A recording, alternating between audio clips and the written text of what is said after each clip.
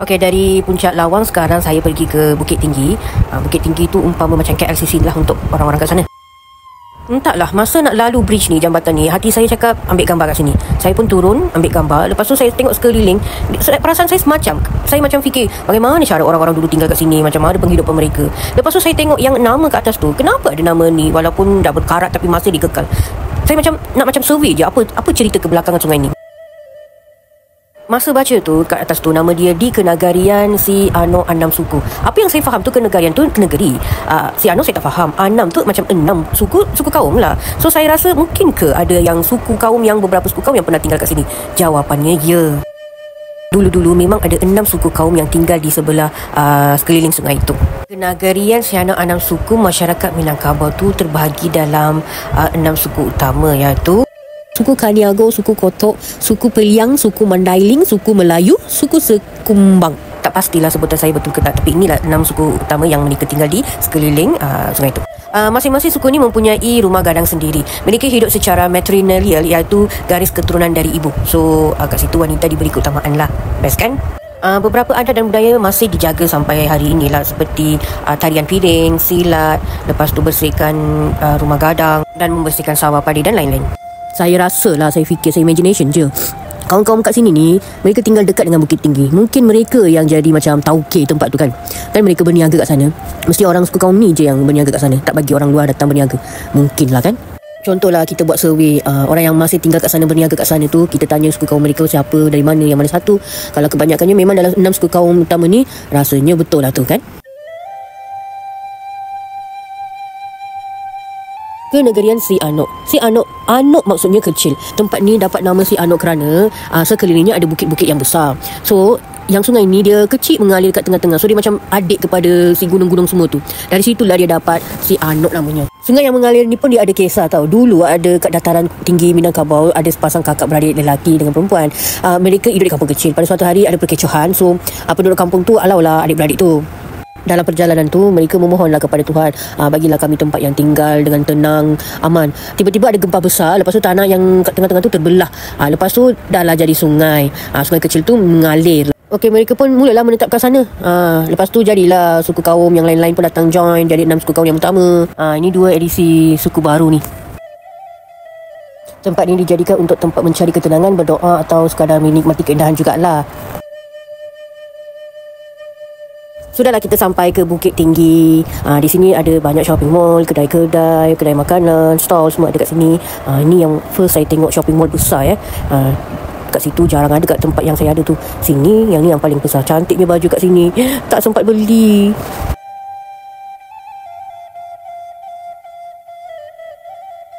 Jam Kadang ni satu ikon terkenal kota Bukit Tinggi. Jam Kadang ni dibangunkan tahun 1926. Kalau tahun depan 2026 jadi 100 tahun dah. Mesti meriah kan, dia orang akan sambut nanti. Yang macam bumbung yang atas tu, dia pernah tukar beberapa kali. Tandanya beberapa penjajahan pernah jajah kawasan tu. Tapi sekarang mereka ikut atap yang temakan Minangkabau lah. Johannes Jurgen adalah arkitek membina Jam Kadang ni lah. Ciri khas Jam Kadang ni, dia gunakan angka Romawi 4, bukan yang IV tu. IV tu kan dulu 4. Sekarang dulu dia tukar kepada 1111. Yang tu tandanya 4 lah. Sebab dia dah clearly boleh nampak dengan jelas. Big Ben Elizabeth Tower, dia menggunakan mekanisme jam mekanik yang sama macam Jam Kadang. Sebab tu orang kat sana atau orang kat sini dia cakap Big Ben tu abang, yang Jam Kadang tu adik.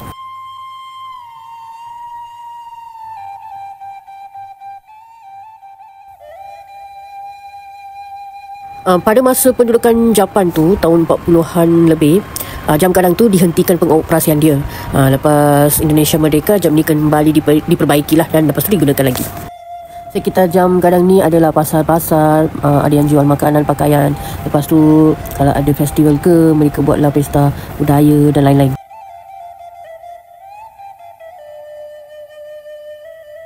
Keripik Sanjai ni salah satu makanan tradisi orang Padang.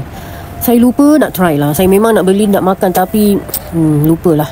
Banyak keropok-keropok warna-warni, pelbagai jenis, pedas, manis, masam, semua ada kat sini.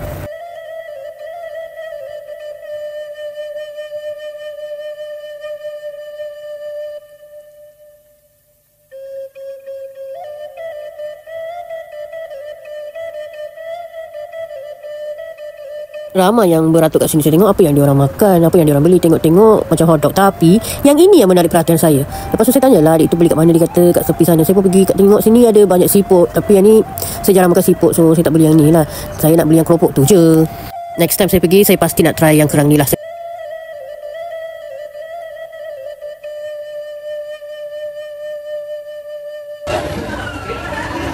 Itu kuah sate. Sate.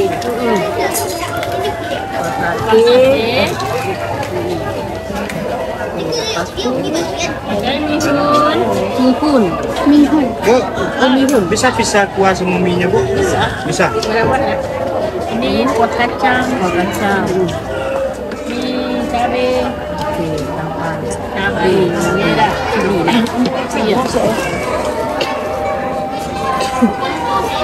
Ampek cik dua. Hampir cik dua.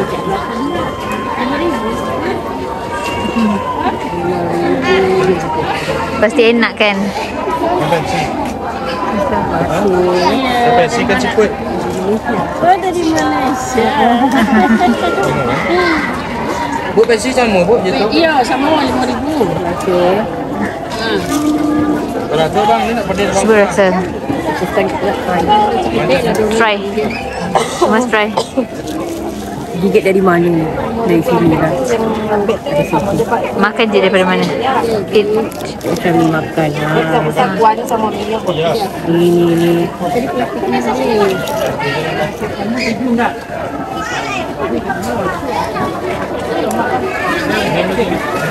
Nice tak? Rating? Rating. Kena 2-3 kali makan baru rating. Okay. What? 5. Saya boleh bagi 3.5.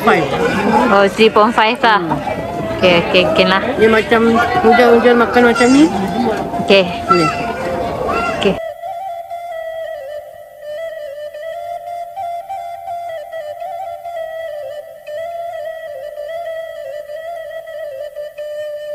Yang kenderaan kuda ni mereka panggil Bendy. Kita nak naik Bendy. Saya first tak nak naik, saya takut. Saya kesian dengan kuda tu. Tapi nak experience tu saya try lah. Tapi memang saya regret betul naik kuda. Saya kesian dengan kuda tu. 4 orang termasuk saya naik kenderaan kuda tu kan. Saya kesian dengan kuda tu. Hampir 15 minit dia jalan-jalan, lari-lari sekeliling kawasan tu kan. Saya cepatlah kuda, cepatlah balik ke kawasan kamu tu, cepatlah berhenti, kita orang nak turun. Kesian kau, kesian sangat kau tu. How you feel? Memang kuda tu kuat. Dulu orang-orang guna kuda ni angkat barang yang berat-berat. Tapi hati kita ni tak boleh tengok benda tu. Sakit hati. Sorry kuda.